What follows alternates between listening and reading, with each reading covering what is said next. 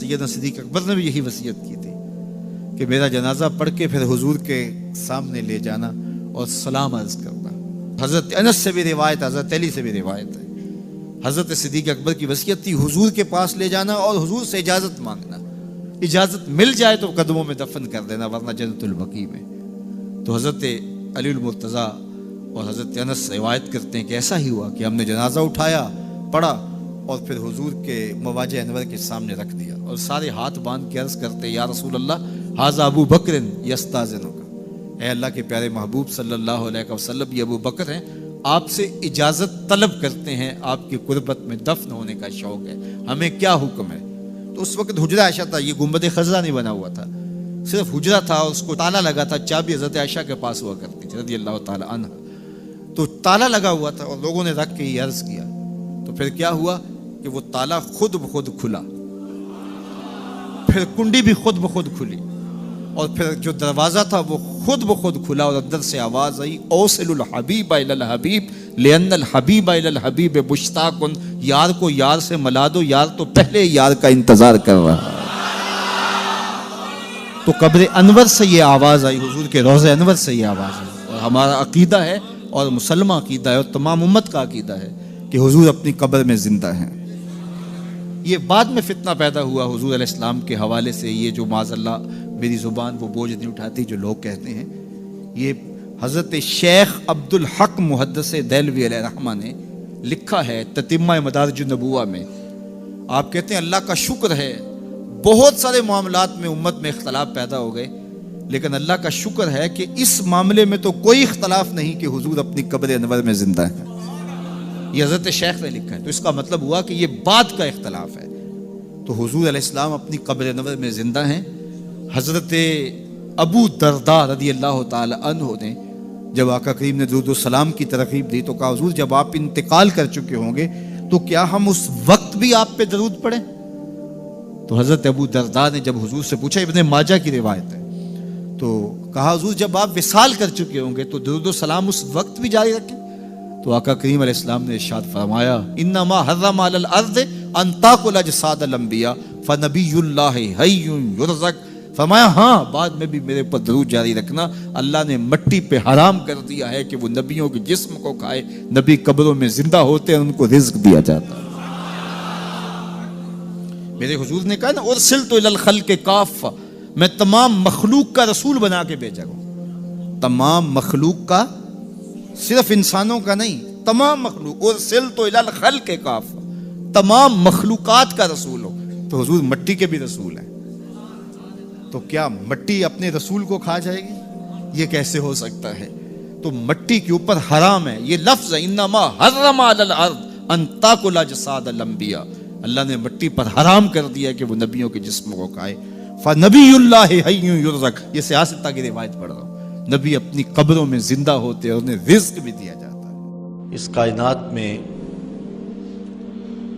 جتنے بھی انسان بستے ہیں ان میں سے افضل مجد و شرف کے لحاظ سے اہل ایمان ہیں۔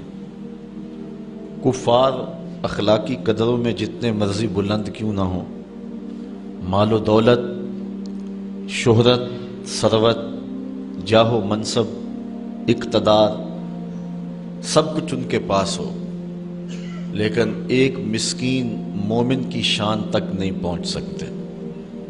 اس لیے اس کائنات میں بسنے والے انسانوں میں سب سے افضل شخص مومن ہے۔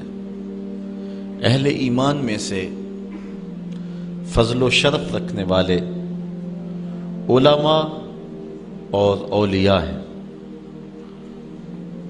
علماء و اولیاء میں سے اغیاث اور اقطاب فضل و شرف پاتے ہیں۔ اغیاث اور اقطاب کا جہاں نقطہ عروج ہوتا ہے وہاں تابی کا مرتبہ شروع ہوتا ہے، اور جہاں تابی اپنے نقطہ کمال کو پہنچتا ہے وہاں صحابی کا کمال اور عظمتیں شروع ہوتی ہیں۔ صحابہ میں سے جو مہاجر صحابہ ہیں وہ فضیلت والے ہیں، مہاجر و انصار میں سے جو بدر میں شریک ہوئے ہیں وہ افضل ہیں، اور ان میں سے عشرہ مبشرہ جن 10 لوگوں کے لیے حضور نے جنت کی بشارت دی وہ افضل ہیں۔ ان 10 لوگوں میں 4 اصحاب افضل اور مرتبہ و مقام سے اعلیٰ ہیں، اور ان 4 میں سے سب سے افضل حضرت ابو بکر صدیق رضی اللہ تعالیٰ عنہ۔ یہ ہمارا اہل ایمان کا عقیدہ ہے۔ صحابہ کے درجے متفاوت ہیں، جس طرح آسمان کے اوپر نظر دوڑائیں تو آپ کو ستارے نظر آتے ہیں، کوئی روشن، کوئی ٹمٹماتا ہوا، کوئی بڑا واضح، اس طرح اس افق پہ بھی آپ کو ستارے نظر آئیں گے۔ صداقت کے تارے بھی ہوں گے، عدالت کے ستارے بھی ہوں گے، ولایت کے، امامت کے، طرح طرح کے ستارے نظر آئیں گے۔ درجوں کے اعتبار سے متفاوت ہیں، لیکن حضور علیہ السلام کے تمام صحابہ کی تعظیم و توقیر ہمارے اوپر واجب ہے۔ سب سے افضل صحابی جس کو شرف ملا اور عظمت سب سے فضیلت والی نصیب ہوئی وہ حضرت ابو بکر صدیق کی ذات ہے۔ کہتے ہیں حضور کا سایہ نہیں تھا، لیکن یہ سائے کی طرح حضور کے ساتھ ہی رہے، ساری زندگی حضور کے ساتھ گزاری۔ بدر کے بھی ساتھی ہیں، قبر کے بھی ساتھی ہیں، غار کے بھی ساتھی ہیں، اور حد ہو گئی مزار کے بھی ساتھی ہیں۔ جے شک ہووی تے چل مدینے، آ ویخ لے جوڑ مزاراں دا، بن یار نبی دیاں یاراں دا۔ حضور علیہ السلام نے ارشاد فرمایا، اپنی صحبت اور اپنے مال سے جس نے سب سے زیادہ میرے اوپر احسان مندی کی ہے اس شخص کا نام ابو بکر ہے۔ بلکہ حضور نے فرمایا کہ جس شخص نے بھی میرے اوپر کوئی احسان کیا ہے میں اس کے احسان کا بدلہ اس کو دے چکا ہوں، لیکن ایک ابو بکر ہے جس کے احسانات کا بدلہ کل قیامت کے دن اللہ ہی عطا فرمائے گا۔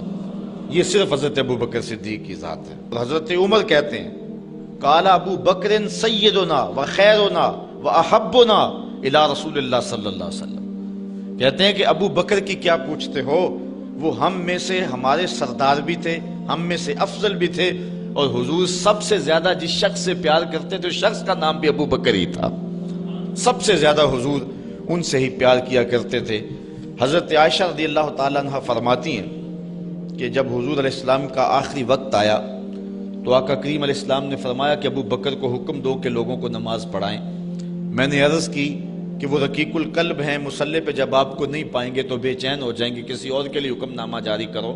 حضور علیہ السلام نے فرمایا کسی قوم کے لیے مناسب ہی نہیں ہے کہ ابو بکر ان کے اندر رہتے ہوں اور امامت کوئی اور کروائے۔ ابو بکر کا حق ہے کہ وہ امامت کروائیں۔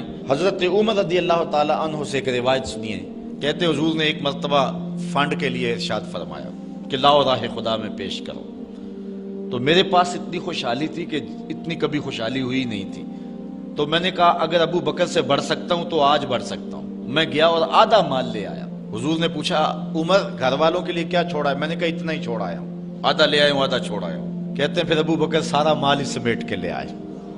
اللہ اکبر۔ حضور نے کہا ابو بکر تم گھر کے لیے کیا چھوڑا ہے؟ حضرت ابو بکر رضی اللہ تعالیٰ نے کہا اب کہت لہم اللہ و رسولہ، حضور میرے سامنے بھی آپ ہیں، میرے گھر میں بھی تو آپ ہی ہیں نا۔ وہ اپنے نام لیواؤں کو تنہا چھوڑتے کب ہیں، جہاں ہم دم نہ ہو کوئی وہاں سرکار ہوتے ہیں۔ تو کہا میں اللہ اس کے رسول کی رضا کو گھر چھوڑ آیا ہوں۔ حضرت عمر کہتے ہیں پھر میں نے کہا کہ میں ابو بکر سے کبھی بھی نہیں بڑھ سکتا۔ اللہ تعالیٰ نے ان کو شان ہی انوکھی دی ہے۔ حضور علیہ الصلاۃ والسلام کے وصال کے فوراً بعد منافقین نے بہت باریک چال چلی، مسلمانوں کی صفوں میں گھس گئے۔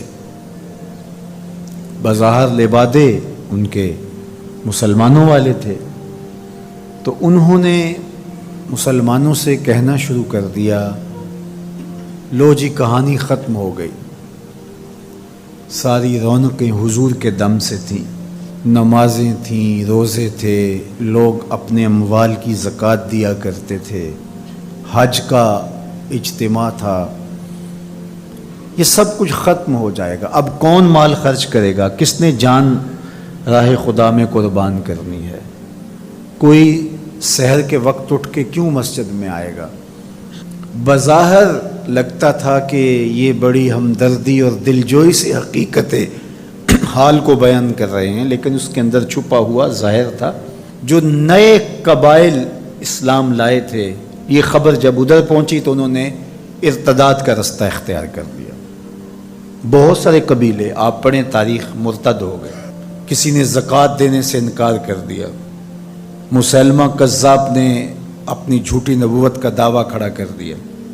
حضرت صدیق اکبر کا دل زخمی ہے، کلیجہ زخمی ہے.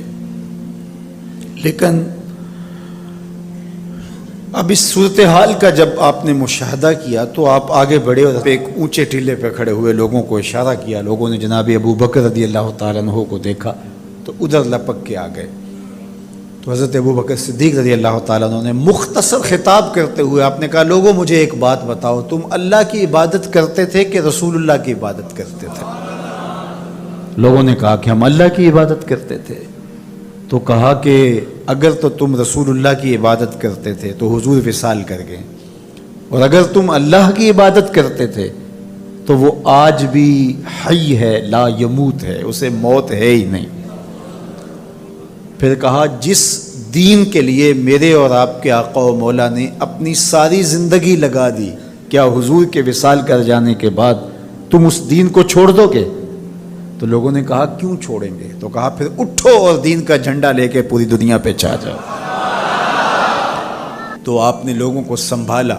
تو حضرت عبداللہ ابن مسعود رضی اللہ تعالیٰ عنہ فرماتے ہیں کہ اگر حضرت ابو بکر رضی اللہ تعالیٰ عنہ کے ذریعے سے اللہ ہمارے اوپر احسان نہ کرتا تو ہم ہلاک ہو جاتے. اس امت کو بکھرنے سے بچایا ہے، شیرازہ متحد رکھا ہے، تو وہ ذات سیدنا صدیق اکبر رضی اللہ تعالیٰ عنہ.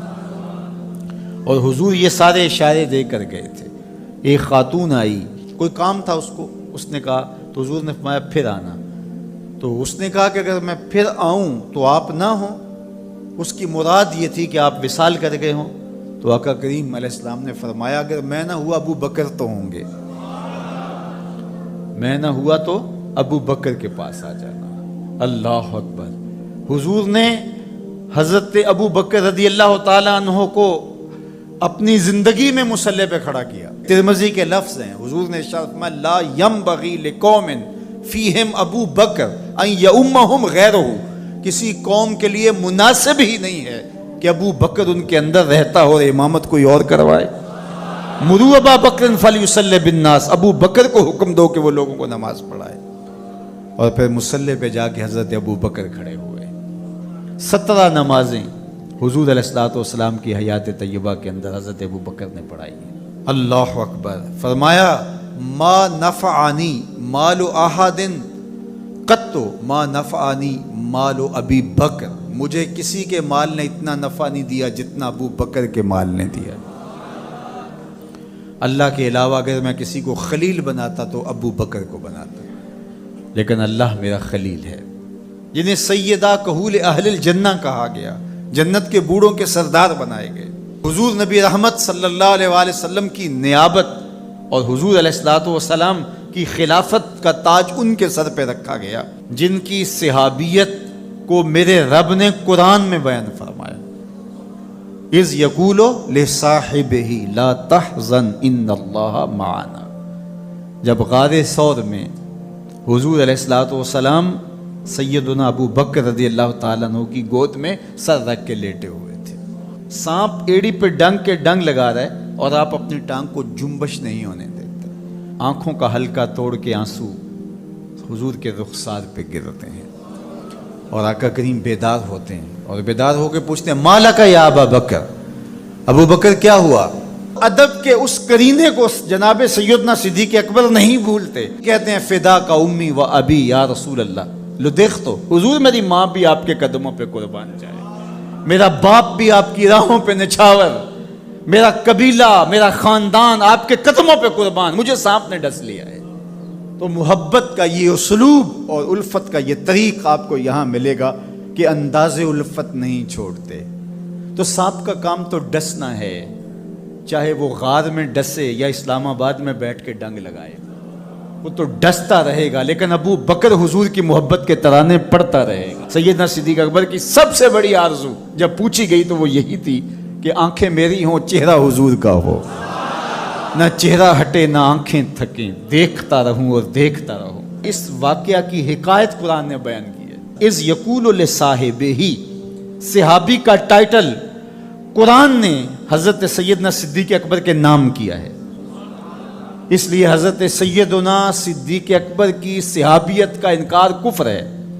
جو حضرت صدیق اکبر کو کافر کہتا ہے وہ خود کافر ہے، اس لیے کہ ان کا ایمان، ان کا اسلام اور ان کی صحابیت قرآن کی قطعی نص سے ثابت ہے اور ان لفظوں کے ساتھ ثابت ہے۔ اذ یقول لصاحبہ لا تحزن، کہا گھبرانے کی ضرورت نہیں، ان اللہ معنا، اللہ ہمارے ساتھ ہے، اللہ ہمارے ساتھ ہے۔ اور پھر کہا وَالثَّانِي اثْنَيْنِ إِذْ هُمَا فِي الْغَارِ، دو میں سے دوسرا، اللہ اکبر، اللہ نے دو میں سے دوسرا کہا ہے۔ یہ شان ہے سیدنا صدیق اکبر، جو ثانیہ اثنین ہیں غار میں۔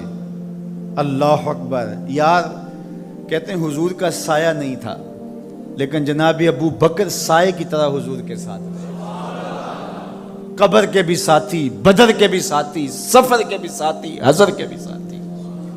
تو حضرت صدیق اکبر رضی اللہ تعالیٰ عنہ کی صحابیت قطعی نص سے ثابت ہے، اور سیدنا صدیق اکبر رضی اللہ تعالیٰ عنہ حضور علیہ الصلوۃ والسلام کے خسر ہیں۔ حضرت سیدنا صدیق اکبر رضی اللہ تعالیٰ عنہ کا دایاں ہاتھ حضور نے اپنے ہاتھ میں پکڑا ہے اور بایاں حضرت عمر کا ہاتھ پکڑا ہے، اور حضور ایسے مسجد نبی سے باہر نکل رہے ہیں اور کوئی شخص داخل ہوا تو فرمایا قیامت کے دن ہم ایسے ہی اٹھائے جائیں گے، دائیں ہاتھ میں ابو بکر کا ہاتھ ہوگا، بائیں ہاتھ میں عمر کا ہاتھ ہوگا۔ اللہ اکبر، یہ ہیں حضرت ابو بکر رضی اللہ تعالیٰ۔ جو بدبخت سیدنا صدیق اکبر رضی اللہ تعالیٰ عنہ کے ایمان پہ شک بھی کرے وہ مومن نہیں رہتا۔ یہ وقت بھی آنا تھا ہمارے اوپر کہ پاکستان کے دارالحکومت میں کھڑے ہو کر کے سیدنا صدیق اکبر رضی اللہ تعالیٰ عنہ کے بارے میں ایسے نازیبہ کلمات کہے جانے تھے۔ استغفر اللہ، العیاذ باللہ۔ حضور علیہ الصلوۃ والسلام نے ارشاد فرمایا اذا رأیتم الذین یسبون صحابی فقولوا لعنۃ اللہ علی شرکم۔ عبداللہ ابن عمر سے روایت ہے، حضور نے فرمایا اگر تم کچھ لوگوں کو دیکھو کہ میرے اصحاب کو گالی دیتے ہیں اور تم کہو تمہاری شر پہ اللہ کی لعنت ہو، یہ حضور نے حکم دیا کہ یہ اس کے جواب میں کہو۔ اور ایک حدیث کے لفظ ہیں، حضور علیہ السلام نے ارشاد فرمایا من سب اصحابی فعلیہ لعنت اللہ والملائکۃ والناس اجمعین، جو میرے اصحاب کو گالی دے اس پر اللہ کی بھی لعنت، فرشتوں کی بھی لعنت اور تمام مخلوقات کی بھی لعنت۔ تو یہ ملعون جو حضرت سیدنا صدیق اکبر اور دیگر اصحاب کو بھونکتے ہیں اور ان کے بارے میں نازیبہ کلمات کہتے ہیں، ان کی شر سے اس ملک کو پاک کرنا چاہیے۔ چنگاری جب بھڑکائی جاتی ہے تو پھر پورے شہر جل جاتے ہیں۔ 7-8 سال قبل کی کہانی ہمیں یاد ہے کہ کیا دردناک لمحات ہوتے تھے، روزانہ لاشیں اٹھانی پڑتی تھی، وہ ایسے ہی ناعاقبت اندیش لوگوں کی وجہ سے ہوا۔ اگر اداروں نے اس میں تساہل برتا، سستی سے کام لیا، یا کسی شخص کی خوشنودی کے لیے انہوں نے پسو پیش کیا، تو یا معاملے کو گول مول کرنا چاہا، تو حالات کنٹرول میں نہیں رہیں گے۔ یہ بھڑکائی ہوئی آگ ملک کو خاکستر بنا سکتی ہے۔ اللہ میرے وطن کی حفاظت فرمائے۔ یہ ملک قربانیوں سے حاصل کیا گیا ہے، اور اس کے امن کو بحال کرنے کے لیے ہمارے اداروں نے بہت محنت کی ہے، بہت لوگوں نے قربانیاں دی ہیں۔ تو ایسے ناہنجار لوگوں، ایسے بدبخت لوگوں کو فوراً قانون اپنی گرفت میں لے، اور ایسے بد زبانوں کو لگام دینی چاہیے کہ جو اصحاب رسول کو بھونکتے ہیں اور اتنے سخت جملے کہتے ہیں۔ معاذ اللہ سیدنا صدیق اکبر کو کافر کہا جائے گا؟ جو صدیق میرے نبی کے دل کا چین ہے، جو اسلام کی بہار ہے۔ عبداللہ ابن مسعود فرماتے ہیں بچے ہی ابو بکر کی وجہ سے تھے، ورنہ ہلاک ہو جاتے۔ جس ابو بکر رضی اللہ تعالیٰ عنہ کو حضور نے مصلی پہ کھڑا کیا، جس ابو بکر رضی اللہ تعالیٰ عنہ پہ اتنا اعتماد تھا کہ ہجرت والی رات ان کا انتخاب کیا، حضرت سیدنا عمر رضی اللہ تعالیٰ عنہ نے حضرت ابو بکر رضی اللہ تعالیٰ عنہ کا ذکر کیا اور رو پڑے، اور کہا کہ ابو بکر میری زندگی کی ساری نیکیاں لے لے اور غار والی ایک نیکی مجھے دے دے۔ اور پھر کہا کرتے تھے کہ کاش کہ میں ابو بکر کے سینے کا بال ہوتا۔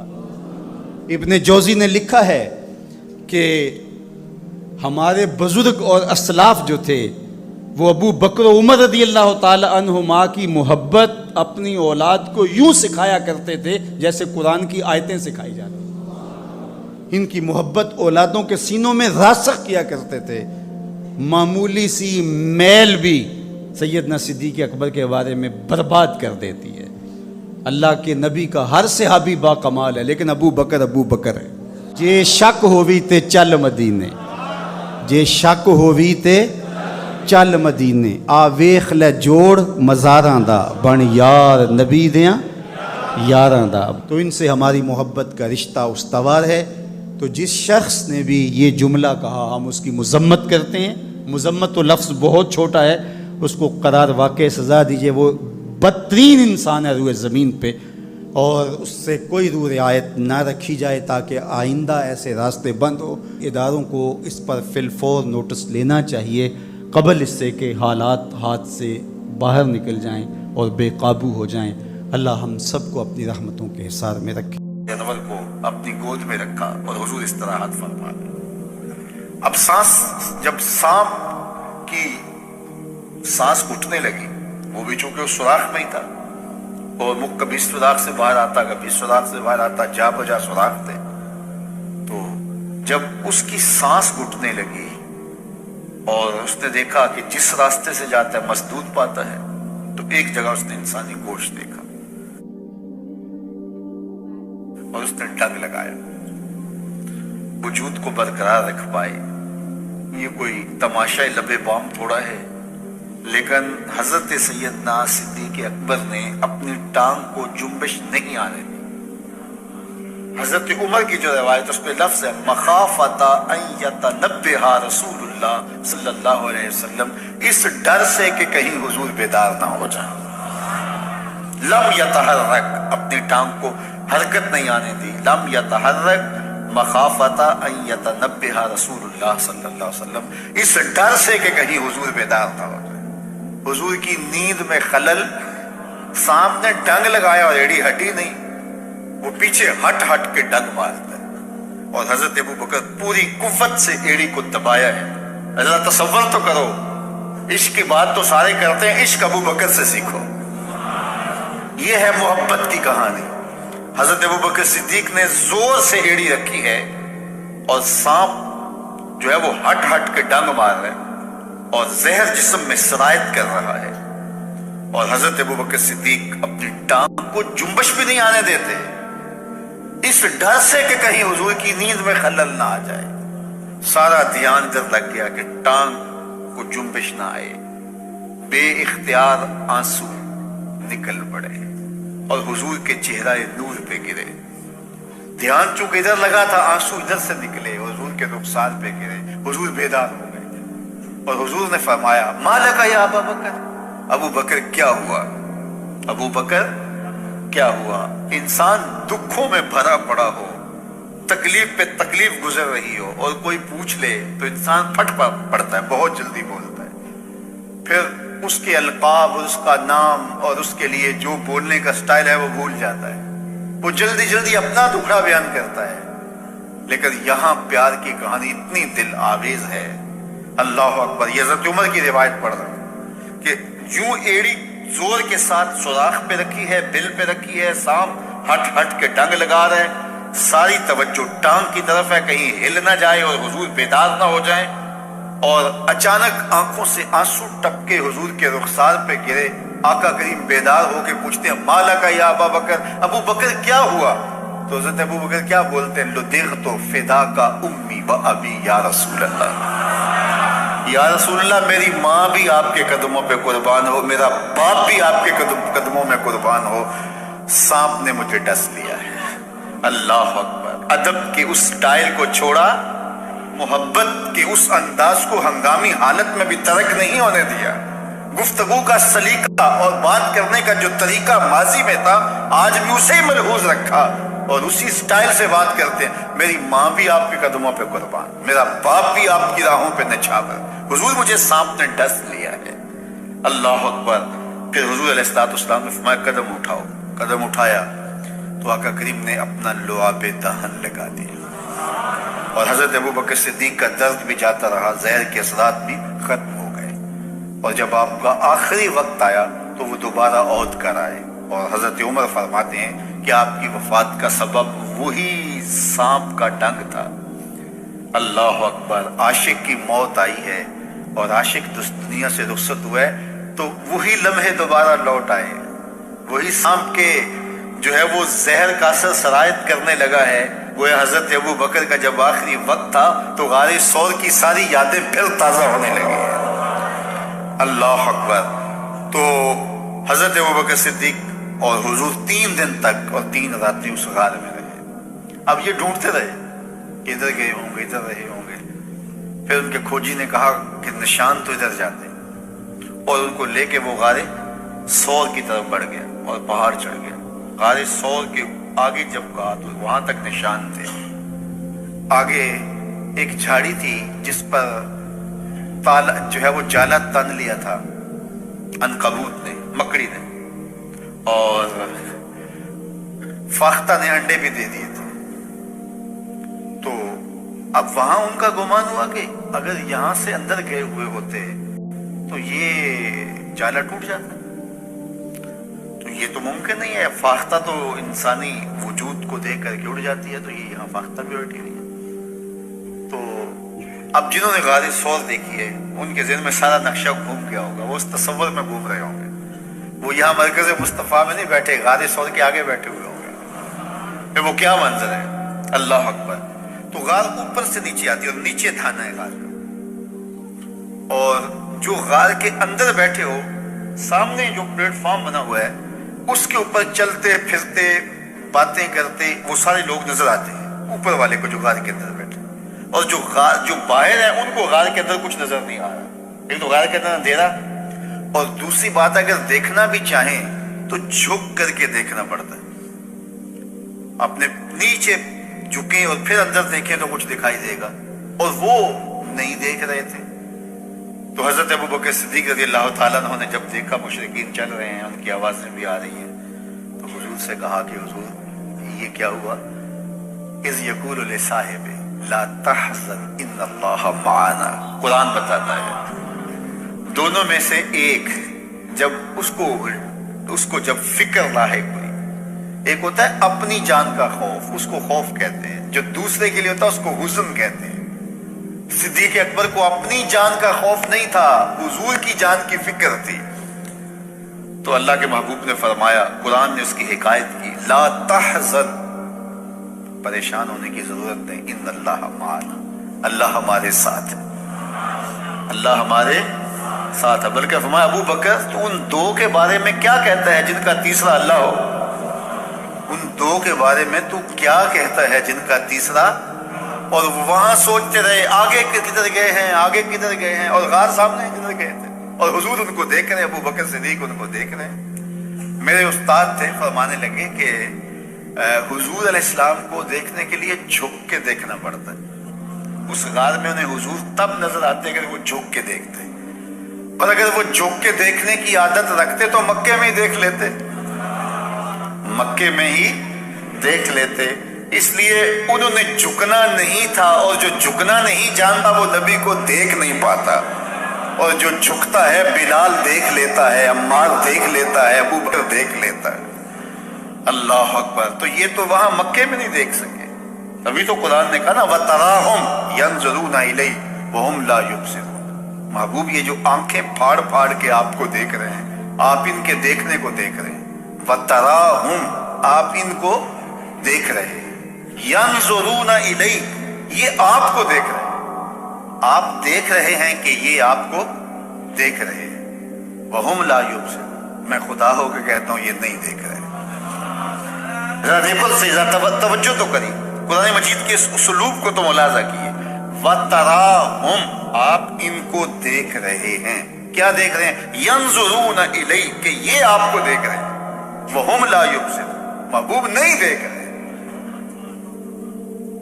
یہ نہیں دیکھ رہے. آپ کو لگتا ہے کہ دیکھ رہے ہیں, دنیا بھی سمجھتی ہے دیکھ رہے ہیں, یہ آنکھیں پھاڑ پھاڑ کے دیکھ رہے ہیں، لیکن میں کہتا ہوں نہیں دیکھ رہے۔ جنہاں نے یار نو اپنے جا دیکھا دیکھیا ہی، جنہاں ویکھیا نہیں ہو کرن گلا، جنہاں ویکھیا نہیں ہو کرن گلا، جنہاں ویکھیا ہو تے بول دے نہیں، جڑے محرم راز حقیقت دے او راز حقیقت کھول دے۔ انہوں نے دیکھا نہیں تھا، دیکھا تو بلال حبشی نے تھا، دیکھا تو عمار ابن یاسر نے تھا، دیکھا تو حضرت مقداد نے تھا، دیکھا تو ابو بکر صدیق نے تھا، دیکھا تو فاروق اعظم نے تھا۔ تو یہ دیکھنا ہے، تو یہ آنکھیں پھاڑ پھاڑ کے دیکھ رہے ہیں، میں کہتا ہوں یہ نہیں دیکھ رہے۔ وہ جھکتے تو دیکھتے، جو جھکنا نہیں جانتے وہ دیکھنا کیسے جانتے؟ تو کسی کو دیکھنے کے لیے اپنا آپ مٹانا پڑتا ہے، اپنا آپ جب تک مٹے گا نہیں تو کوئی دکھائی نہیں دے گا، جب مٹ جاؤ گے تو جلوہ یار بھی دکھائی دے گا، جلوہ حبیب بھی دکھائی دے گا۔ اللہ اکبر۔ تو حضرت سیدنا صدیق اکبر رضی اللہ تعالیٰ عنہ 3 دن وہاں گزارے۔ حضرت عمر کہا کرتے تھے رضی اللہ تعالیٰ عنہ، روتے تھے جب حضرت ابو بکر صدیق کا ذکر کرتے، کہتے تھے کہ ابو بکر مجھے غار کی ایک رات والی وہ نیکی دے دیں، میری ساری زندگی کی نیکیاں لے لیں۔ ام المومنین سیدہ عائشہ رضی اللہ تعالیٰ عنہ فرماتی ہیں ایک دن تاروں بری شب تھی اور حضور علیہ السلام میرے کاشانہ نور میں تھے، کاشانہ رحمت میں تھے، تو ایسے تاروں پہ نظر پڑی تو میں نے حضور سے سوال کیا، حضور تاروں جتنی نیکیاں بھی کسی کی ہوں گی؟ چمکتے ہوئے ستارے، تا حد نظر پھیلا ہوا آسمان، تو بے ساختہ میں نے کہا حضور ستاروں جتنی نیکیاں بھی کسی کی ہوں گی؟ حضور نے برجستہ کہا ہاں عمر کی۔ تو کہا میرے سوال کے پیچھے ایک آرزو تھی کہ میرے باپ کا نام لیا جائے۔ بیٹی کو باپ کے ساتھ جو محبت ہوتی ہے وہ تو ایک انوکھا جہاں ہے، ایک انوکھی کائنات ہے، اور پھر باپ بھی ابو بکر ہو اور بیٹی بھی صدیقہ کائنات ہو، پھر ان کی محبت، اللہ اکبر۔ تو کہا حضور آسمان کے ستاروں جیسی نیکیاں بھی کسی کی ہوں گی؟ اور آرزو یہ تھی، کان یہ سننا چاہ رہے تھے کہ میرے باپ کا نام لیا جائے گا، لیکن حضور نے کہا عمر کی۔ تو حضرت عائشہ رضی اللہ تعالیٰ عنہ خاموش سی ہو گئی۔ خاموش اس لیے ہوئی کہ توقع کے مطابق جواب نہیں تھا، آرزو کچھ اور تھی، جواب کچھ اور ملا۔ تو حضور نے فرمایا عائشہ کیا ہوا؟ عرض کی حضور میری تو آرزو تھی کہ میرے باپ کا نام لیا جائے گا۔ کہا عمر کی عمر بھر کی نیکیاں تیرے باپ کی ایک شب کی نیکی۔ اللہ اکبر۔ اس لیے حضرت عمر رضی اللہ تعالیٰ عنہ کہا کرتے تھے کاش میں ابو بکر کے سینے کا بالی ہوتا، کاش میں ابو بکر کے سینے کا بالی ہوتا۔ اور جس نے غسل بھی نہیں کیا وہ حضرت صدیق اکبر پہ بات کرتا۔ یہ حضرت عمر کہہ رہے ہیں، وہ عمر جس کے بارے میرے حضور نے فرمایا کہ شیطان عمر کے سائے سے بھاگتا ہے، وہ عمر جس کے بارے میں ارشاد فرمایا کہ لو کان بعدی نبی لکان عمر، میرے بعد اگر کسی کے سر پہ نبوت کا تاج سجتا تو وہ عمر کے سر پہ سجتا۔ وہ عمر جس کے بارے میں میرے اور آپ کے آقا و مولا نے ارشاد فرمایا کہ عمر چراغ اہل جنت ہے۔ لوگوں سے کہا لوگوں جب نیک لوگوں کی بات کیا کرو تو میرے عمر کی بھی بات کیا کرو، میرے عمر کا ذکر بھی چھیڑا کرو۔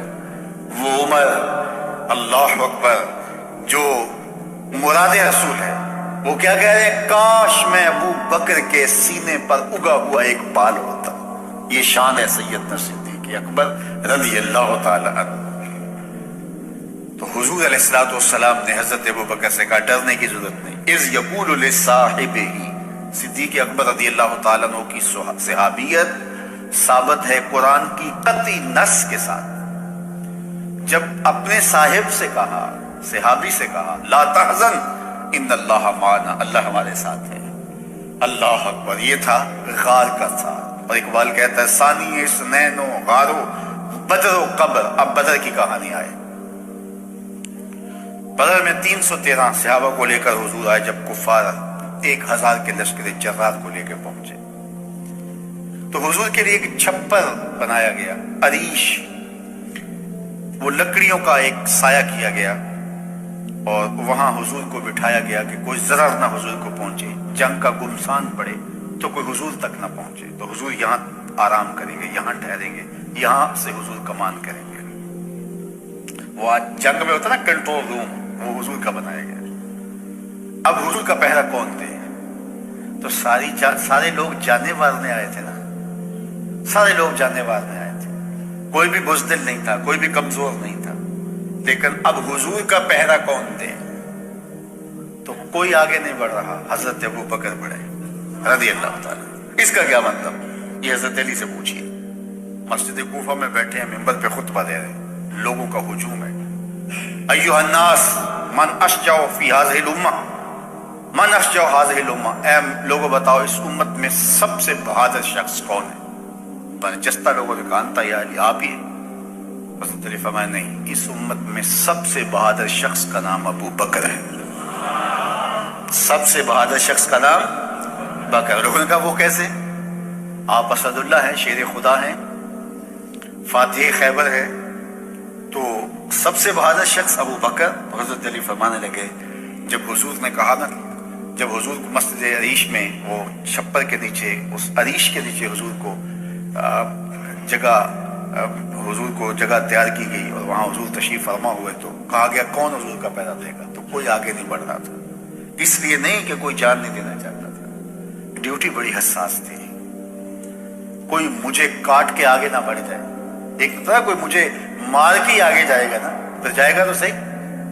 तो ये सारे कह रहे थे कोई मुझे काट के आगे ना बढ़ जाए और कीमती हसास सरमाए को नुकसान न पहुंचे, जाने रहमत आलम को नुकसान न पहुंचे। अल्लाह अकबर। लेकिन हजरत अबू बकर आगे बढ़े, कहा मैं पहरा दूंगा, यानी कोई मुझे काटेगा तो आगे जाएगा, मेरी तलवार तोड़ेगा तो आगे जाएगा। तो कहा इस उम्मत का सबसे बहादुर शख्स अबू बकर है रज़ी अल्लाह ताला। फिर जंग बदर के अंदर जिस तरह हुजूर अलैहिस्सलाम पर कैफियत तारी हुई, हुजूर अल्लाह की बारगाह में दुआ मांगते हैं, और ऐसी दुआ आज तक किसी ने नहीं मांगी जो मेरे हुजूर ने मांगी। अल्लाहुम्मा इन तुहलिक हाज़िहिल असाबा लम तुबद फिल अर्दि अबदा। ऐ अल्लाह, अगर ये 313 ना रहे, कयामत तक तुझे भी खुदा कोई नहीं कहेगा। और हुजूर इस कदर हाउसारी करते हैं कि हुजूर की चादर सर से ढल के कंधों पे और कंधों से मुबारक पीठ पे आ जाती है, और हजरत अबू बकर फिर उठा के सर पे रखते और कहते हस्बुका, हुजूर बस करो, अल्लाह मदद करेगा। लेकिन हुजूर इल्हाव जारी किए जा रहे हैं, ऐ अल्लाह इस धरती पे तेरे नाम लेवा यही है, अगर ये ना रहे तो कयामत तक तुझे भी कोई खुदा नहीं कहेगा। और हुजूर इल्हाव जारी किए जा रहे हैं। हज़रत अबू बकर सिद्दीक बार बार चादर सर पे रखते हैं, फिर अचानक हुजूर मुस्कुराए और फरमाया अबशिर या अबू बकर, अबू बकर बशारत, तो वो जिब्रील आ गए हैं, अल्लाह की मदद लेकर आ गए। अल्लाह अकबर। तो बदर में हजरत अबू बकर सिद्दीक हुजूर की कुर्बत में रहे, गार में हुजूर की कुर्बत में रहे। और इकबाल ने तीसरी बात कही, सानिए इसनैन गारो बदरो कब्र। जब आखिरी वक्त आने लगा तो हजरत सिद्दीक अकबर ने हजरत अली को बुलाया, अली इज़ा अना मित्तु, अली जब मैं फौत हो जाऊं। खतीब बगदादी ने लिखा है, इमाम सयूती ने लिखा है, बाकी लोगों ने लिखा है, हजरत अनस से भी रिवायत है, हजरत अली से भी, जब मैं फौत हो जाऊं तो मुझे उन हाथों से गुस्ल देना जिन हाथों से हुजूर को दिया था। अल्लाह अकबर। और फिर मेरा जनाजा पढ़ना और हुजूर के रोज़े पे ले जाना, देखना कोई इशारा मिल जाए तो अंदर दफन कर देना, वरना जन्नतुल बकी में तदफीन कर दी जाए। हजरत अली रज़ी अल्लाह ताला अन्हु फरमाते हैं, हजरत अनस कहते हैं कि विसाल हो गया, फजा अली मुस्तरजियान, हजरत अली आए इन्ना लिल्लाहि व इन्ना इलैहि राजिऊन पढ़ते हुए और रुख से कपड़ा उठाया। अल्लाह अकबर। गोरी सोई सेज पे मुख पे डाले खेस। अल्लाह अकबर। चल खुसरो तू देश अपने, सांस चली परदेस। जा अली मुस्तरजियान इन्ना लिल्लाहि व इन्ना इलैहि राजिऊन पढ़ा और कहा अल-यौम इनक़तात खिलाफतुन नबुव्वा, हुजूर की खिलाफत आज हमसे रुखसत हो रही है। और फिर गुस्ल दिया, फिर जनाजा पढ़ा। गुंबद खजराबाद में बना है, कुब्बा अनवराबाद में बना, उस वक्त हुजरा था, उसको दरवाजा लगा था, दरवाजे को ताला लगा के रखा जाता था, जरूरत के वक्त खोला जाता था। फिर जनाजा उठा के हुजूर के रोजे के सामने रख दिया। सब सहाबा मौजूद हैं। हजरत अनस से रिवायत है कि लोगों ने हुजूर पे दरूद पढ़ा और कहा या रसूल अल्लाह सल्लल्लाहु अलैहि वसल्लम हाज़ा अबू बकर यस्ताज़िनुका, ये अबू बकर हैं, आपकी कुर्बत में दफन होने की आरजू रखे, इनका जनाजा हाजिर है।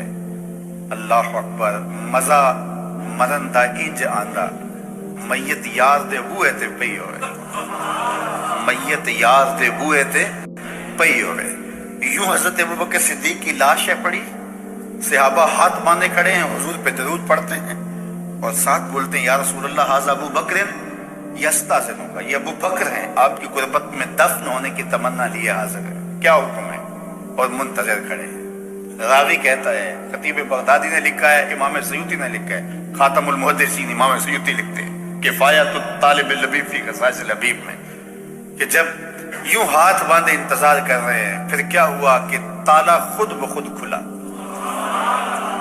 پھر خود کھل کے گرا پھر کنڈی کھلی پھر دروازہ کھلا اور اندر سے آواز آئی اوصل الحبیب الی الحبیب لأن الحبیب الی الحبیب مشتاق یار کو یار سے ملا دو یار پہلے ہی یار انتظار کر رہا ہے جے شک ہووی تے چل مدینے جے شک ہووی تے چل مدینے آ تک لے جوڑ مزاراں دا بن یار نبی دیاں وآخر دعوانا